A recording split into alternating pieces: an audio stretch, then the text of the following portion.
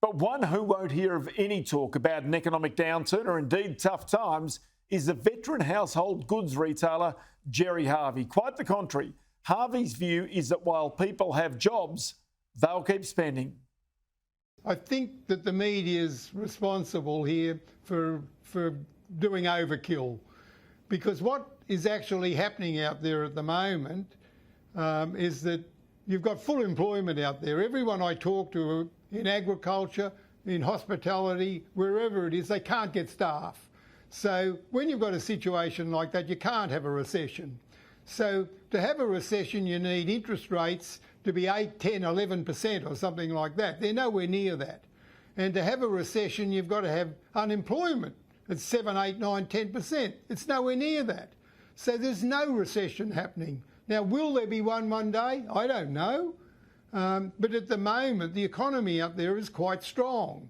But it's being portrayed as something that, one, is not strong, and two, that is getting weaker and weaker every day and heading into a recession. So are we going to talk ourselves into this? Are we going to ignore reality? So tell me about current sales. Why are current sales and the growth softer than they were previously? What's happened there? Well, here's the interesting thing. When you go back to 2019, our sales are up a lot more than inflation. But they're not up when we relate to the last couple of years.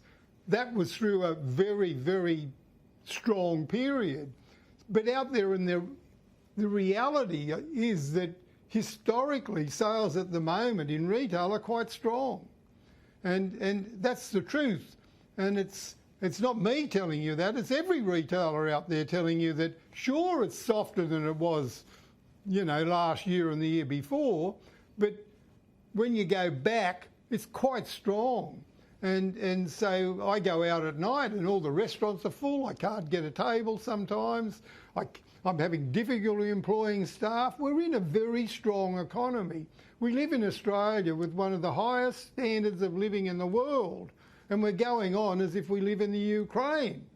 So, what do we want to talk ourselves down all the time for? And what about the habits of consumers, though? Are they becoming more value conscious? Their costs are rising, their mortgages are going up, the turnover of homes being sold, well, that's well down. And that flows into the amount of furniture that people are buying, the amount of white goods that people will buy. Yeah, but our business is quite strong.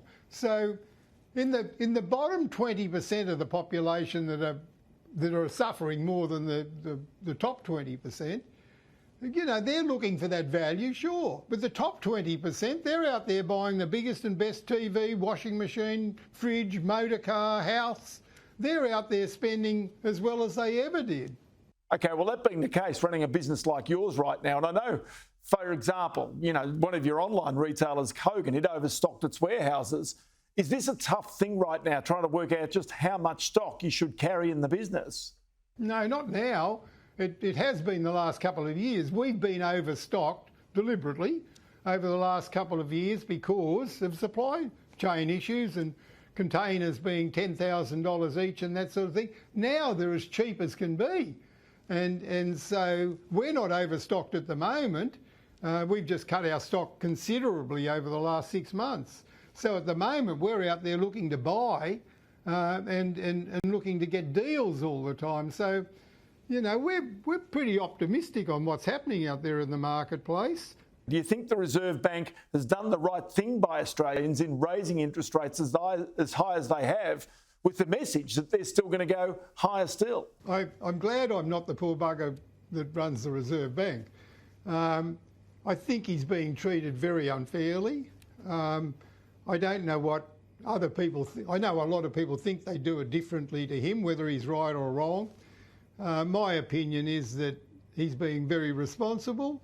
If I was him, I'd probably be doing exactly the same thing as he's doing. And I think that he's copping a lot of criticism. I think a lot of that's very unfair.